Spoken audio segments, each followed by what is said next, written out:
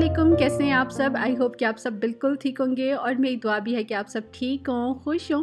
अच्छा, तो यहाँ पर अभी मैं करने लगी थी क्लीनिंग और मैंने सोचा कि थोड़ी सी बिफ़ोर लुक भी आप लोगों के साथ शेयर करती हूँ कि क्लीनिंग से पहले घर की क्या हालत हुई होती है, क्या कंडीशन होती है यहाँ की। तो यहाँ पर जो है कपड़े मैंने कुछ कल वॉश किए थे वो रखे हुए हैं, इनको मैंने कुछ को फोल्ड लगाना है, कुछ जो है वो प्रेस करने वाले हैं तो इनको संभालना है मैंने। और यहाँ पर जो सारा गंद आपको नज़र आ रहा है ना, ये सारा के सारा जानीता का काम है, क्योंकि जिस घर में बच्चे होते हैं ना उसमें यही हालत होती है घर की। और ये सिर्फ आज की बात नहीं, ये हर रोज़ ही यही हालत होती है घर की। तो वो बस अपनी क्राफ्टिंग वगैरह करती रहती है, चीज़ें वगैरह बना के उनकी कटिंग करती रहती है। तो इतने ज़्यादा उसने जो है ना नीचे पेजेस कटिंग कर करके फेंके होते हैं। और यहाँ पे मैं आपको दिखाऊँ, यहाँ पे वो अपनी डो के साथ खेल रही थी और इतनी कोई अजीब वो डो है ना, बिल्कुल मिट्टी की तरह की है। वो ड्राई होकर सारी जो है ना वो इस तरह से हो जाती है। और ये सारा गंद यहाँ पे उसकी डो का बना हुआ है और यहाँ पे उसके कुछ टॉयज़ रखे हुए हैं। उसके अलावा यहाँ पे जो है ना कारपेट पे उसकी बनाई हुई है, पूरा जो प्ले रूम है ना उसका यहाँ पे प्ले एरिया बनाया हुआ है। लेकिन वो यहाँ पे खेलती नहीं है, क्योंकि यहाँ पर वो फिर अकेली होती है ना, तो वो बस लिविंग रूम में हमारे पास ही आके वहीं पे सारे टॉयज़ वगैरह ला के वहीं पे चीज़ें वगैरह रख के तो वहाँ पे खेलती है। तो बस ये जितना भी लिविंग रूम का पूरा एरिया है और जो भी उसका प्ले एरिया, यहाँ पे सारा उसका बनाया हुआ गंद होता है। और किचन की हालत जहाँ पे मैं आपको दिखाऊँ तो वो भी कुछ खासी अच्छी नहीं है। आपने हमेशा मेरा किचन नीट क्लीन देखा है, लेकिन किचन की ये हालत भी होती है और उसको जो है ना क्लीन करना पड़ता है, तब वो नीट क्लीन नज़र आता है। तो आजकल जो है रमज़ान की वजह से रूटीन जो है ना वो बहुत ज़्यादा ऊपर नीचे हुई हुई है। और सहरी के बाद इतनी कोई शदीद नींद आ रही होती है ना, तो बस सहरी के बाद मैं नमाज़ वगैरह पढ़ के, कुरान पढ़ के तो फिर सो जाती हूँ। और इस टाइम पे जो है ना फिर 9-10 बजे उठ के तो सारी मैं क्लीनिंग वगैरह और किचन को भी जो है साथ में क्लीन कर लेती हूँ, डिश वॉशिंग वगैरह कर लेती हूँ। क्योंकि रमज़ान में हम लोग इस तरह से करते हैं कि रात को जो है हम लोग जागते रहते हैं, रात को नहीं सोते। और दिन को फिर जो है ना सुबह के टाइम में सहरी के बाद सो लेती हूँ, उसके बाद फिर ज़ोहर के बाद जो है ना फिर दोबारा से मैं थोड़ी देर सो लेती हूँ। तो बस रमज़ान में जो है इसी तरह से रूटीन चल रही है, क्योंकि रमज़ान की ना एक अपनी रूटीन होती है। और मतलब स्टेमिना भी हम लोग का इतना नहीं होता ना कि पूरा दिन हम लोग भाग भाग के काम करते रहें। तो बस मैंने तो यही रूटीन बनाई होती है कि रात को हम लोग जागते हैं और रात को जो है थोड़ा बहुत हम लोग खाना पीना वगैरह भी करते रहते हैं, कोई काम हो तो वो भी कर लेते हैं। बाकी दिन में जो है वो ज़्यादातर ये क्लीनिंग वगैरह का काम होता है। इसके अलावा कुछ ख़ास काम जो है ना वो नहीं होता, या कुकिंग वगैरह का हो जाता है, शाम को इफ्तारी वगैरह बनाने का काम हो जाता है। इसके अलावा कोई इतना ख़ास टाइम होता भी नहीं है।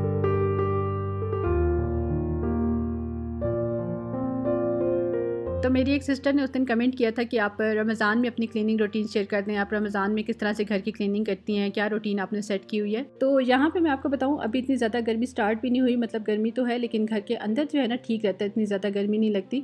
तो दिन के टाइम पर जो है मैं आराम से काम कर लेती हूँ। लेकिन जहाँ पर बहुत ज़्यादा गर्मी स्टार्ट होगी है तो फिर ज़ाहिर है दिन के टाइम पर उनके लिए काम करना मुश्किल हो जाता है। और फिर रमज़ान में इतना ज़्यादा स्टेमिना भी नहीं होता कि बंदा इतना काम करे। तो इसीलिए तो रमज़ान से पहले पहले हम लोग अपने पूरे घर को अच्छे से डीप क्लीन करते हैं, ताकि रमज़ान में हमें क्लीनिंग की इतनी टेंशन ना लेनी पड़े।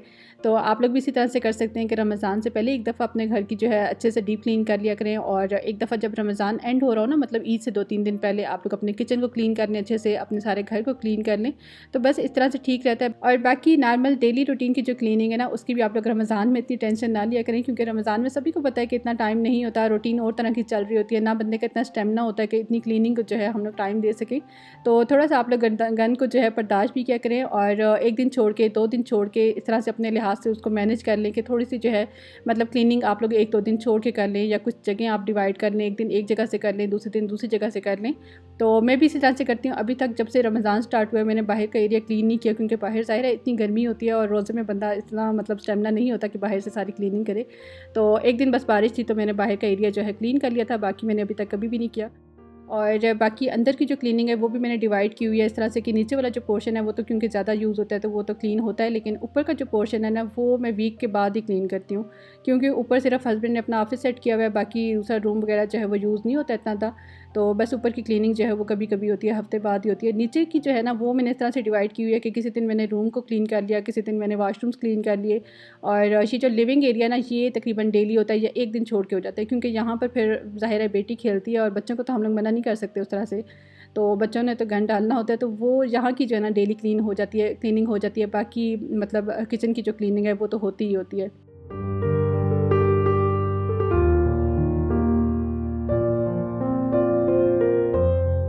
तो इस तरह से करके आप लोग डिवाइड कर लें। और बाकी डीप क्लीनिंग जो है वो तो रमज़ान में करने की ज़रूरत ही नहीं है, या तो रमज़ान से पहले कर लें या फिर ईद से पहले जो है ना बिल्कुल एंड रमज़ान में जाके कर लें, क्योंकि रमज़ान में भी किचन बहुत ज़्यादा यूज़ होता है, रमज़ान से पहले भी क्लीनिंग करनी पड़ती है। और रमज़ान में जब किचन इतना ज़्यादा यूज़ होता है ना तो फिर ईद से पहले पहले भी एक दफ़ा डीप क्लीनिंग किचन की करनी पड़ती है। और जहाँ पे बहुत ज़्यादा गर्मी है कि दिन के टाइम पे आप लोग काम नहीं कर सकते, तो फिर आप लोग अपनी रूटीन इस तरह से सेट करें कि इफ्तारी के बाद कुछ काम कर दिया, या फिर सहरी के बाद जो है ना, सहरी के फ़ौरन बाद उस टाइम पे सारा जो है किचन क्लीन कर दिया, साथ में बाहर की सारी क्लीनिंग कर दी, क्योंकि वो टाइम थोड़ा सा ठंडा होता है और थोड़ा सा हम लोग भी फ्रेश होते हैं। बाकी दिन को तो जब आधा रोज़ा गुजरता है ना, तो उसके बाद तो हिम्मत ही नहीं होती। तो इस तरह से करके आप लोग कोई भी रूटीन अपने लिहाज से जो है सेट कर लें। लेकिन बाकी रमज़ान में तो मैं यही कहूँगी कि क्लीनिंग की इतनी ज़्यादा टेंशन लेने की ज़रूरत ही नहीं कि हम लोग किस तरह से डेली क्लीनिंग करें। डेली क्लीनिंग करें भी नहीं रमज़ान में, तो बाकी नॉर्मल डेज़ में तो सभी को पता है सभी ने करनी होती है और डेली ही होती है क्लीनिंग। अच्छा, मोपिंग के लिए जो है ये जो लेमन मैक्स पाउडर होता है ना डिश वाश वाला, ये मैं थोड़ा सा पानी में ऐड करती हूँ और थोड़ा सा जो है डिटोल सरफेस क्लीनर ऐड करती हूँ, तो इसके साथ मैं मोपिंग करती हूँ। पहले पहले मैं थोड़ा सा सर्फ ऐड करती थी, लेकिन सर्फ की वजह से ये होता है कि फ़र्श ना वो स्लिपरी सा हो जाता है। मुझे लगता है सर्फ जो है वो फ़र्श से उतरता नहीं है सही से, तो उसकी वजह से स्लिपरी होता है। तो अब मैं उसमें वो नहीं ऐड करती, मैं अब लेमन मैक्स पाउडर ऐड करती हूँ, तो इसकी वजह से स्लिपरी भी नहीं होता और क्लीन भी जो है वो अच्छे से हो जाता है।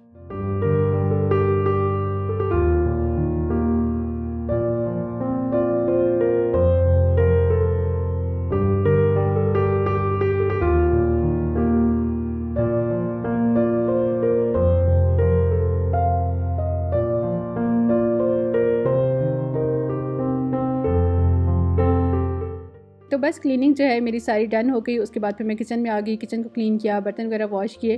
और रमज़ान की रूटीन का ना एक ये फ़ायदा होता है कि किचन 2 दफ़ा ही क्लीन करना पड़ता है, एक दफ़ा सहरी के बाद और एक दफ़ा इफ्तारी के बाद। वरना नॉर्मल रूटीन में तो ये होता है कि किचन हर वक्त ही खुला रहता है और हर वक्त जो है ना बर्तन वगैरह वॉश होने वाले पड़े होते हैं और बस वॉश होते रहते हैं।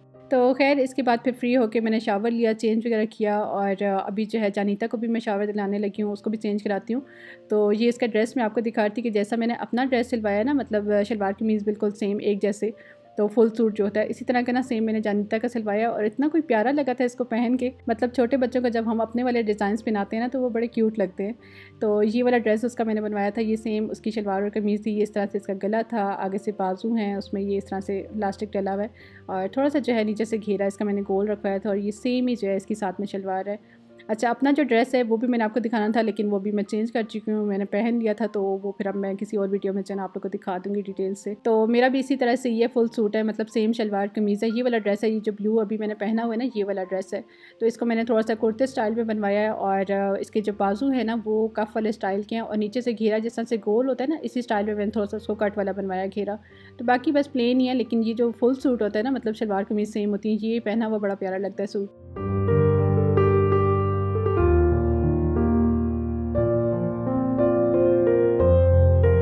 तो ख़ैर यहाँ पर अभी क्लीनिंग वगैरह का काम ख़त्म करने के बाद फ़ौरन से मैं किचन में नहीं आ गई, बल्कि दिन को मैंने ज़ोहर की नमाज़ पढ़ी, उसके बाद फिर मैं सो गई थी और असर के टाइम पे फिर उठ के जो है ना असर की नमाज़ वगैरह पढ़ने के बाद उसके बाद फिर मैं आती हूँ किचन में इफ्तारी वगैरह की तैयारी करने के लिए। आज इतना कुछ ख़ास मैंने बनाना नहीं था, बस सिंपल सी मैंने इफ्तारी बनानी थी, तो इतना ज़्यादा काम नहीं था, इसलिए मैं किचन में थोड़ा सा लेट ही आई थी। वरना इफ्तारी में जिस दिन कोई स्पेशल बनाना हो ना, उस दिन फिर थोड़ा सा जल्दी किचन में आना पड़ता है। तो आज सिर्फ मैं पालक वाले पकौड़े बना रही हूँ और पालक जो है ना वो पहले से मैंने अलग करके साफ़ वगैरह करके रखी होती है। तो बस जल्दी से यहाँ पे मैंने मटेरियल बना लिया है और पकौड़ों की रेसिपी तो काफ़ी दफ़ा मैं आप लोगों के साथ शेयर कर चुकी हूँ डिटेल में। तो इसमें मैं थोड़ा सा मैदा ऐड करती हूँ, थोड़ी सी दही ऐड करती हूँ और थोड़ा सा जो पकौड़ों वाला ये ऑयल होता है ना, वो मैं इसमें ऐड कर देती हूँ। तो उस तरह से पकौड़े जो है वो थोड़ा क्रिस्पी भी बनते हैं और वो अंदर तक जो है ना वो सही से पकते भी हैं। तो बस पकोड़े बनाऊँगी और साथ में फ़्राइज़ बनेंगी, क्योंकि फ़्राइज़ जो हैं वो तो जानीता के फ़ेवरेट हैं और हम लोग तो फिर भी कुछ ना कुछ खा लेते हैं इफ्तारी में, लेकिन वो सिर्फ जो है ना फ़्राइज़ ही खाती है, फ़्राइज़ उसके फ़ेवरेट हैं। तो फिर फ़्राइज़ जो है वो मस्ट बनते हैं, उसके लिए साथ में जामे शीरी तो बच्चों का इतना कोई फ़ेवरेट होता है ना, तो हमारे लिए बने या ना बने, लेकिन इफ्तारी में उसके लिए लाज़मी बनता है जामे शीरी। तो बस उसकी ये 2 चीज़ें होती हैं, एक फ़्राइज़ होते हैं और साथ में उसके जामे शीरी होता है। और इसके अलावा कल मैंने चाट बनाई थी, तो चाट वाला मटीरियल जो है ना वो कुछ बचा हुआ रखा हुआ था, तो मैंने कहा जल्दी से जो है चाट रेडी कर देती हूँ। और इसकी पापड़ी भी जो है वो कल ही मैंने बनाई थी, तो वो भी रखी हुई थी और पापड़ी रेडी हो फिर तो चाट में देर ही नहीं लगती ना चाट बनाने में। तो चाट में जो है मैं चने ऐड करती हूँ, आलू प्याज़ ऐड करती हूँ, थोड़े से टमाटर ऐड करती हूँ और इसके अलावा जो है ना चाट में मैं एक एप्पल भी ऐड करती हूँ, बन को भी ऐड करती हूँ और खीरा भी ऐड करती हूँ। तो इस तरह से इतने कोई मज़े की ये सैलेड चाट बन जाती है ना।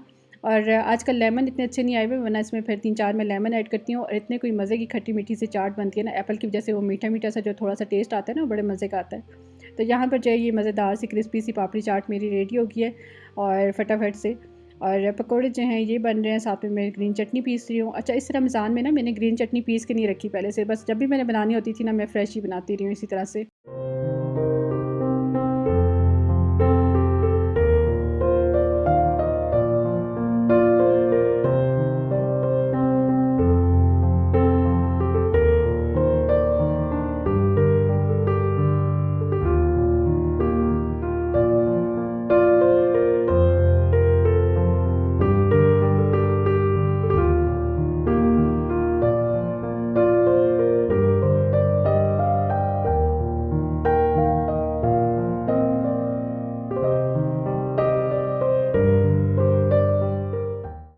यहाँ पर ये फ़ाइनल अफ्तारी मेरी रेडी हो गई है। और आज मैंने मीठे में कुछ भी नहीं बनाया, मैंने फ्रूट चाट बनानी थी लेकिन फिर मैंने कहा काफ़ी चीज़ें हो जाएंगी।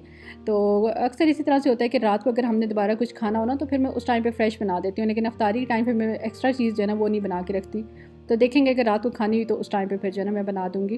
तो खैर इस व्लॉग को मैं यहीं पे एंड करती हूँ। आप लोग को आज का व्लॉग कैसा लगा मुझे कमेंट करके लाजमी बताइएगा, और अपना बहुत सा ख्याल रखिएगा। जो भी चैनल पे न्यू है तो चैनल को सब्सक्राइब करके जाइएगा। मैं आप लोग से मिलती हूँ बहुत ही अच्छे वाले नेक्स्ट व्लॉग के साथ। तब तक के लिए अल्लाह हाफिज़।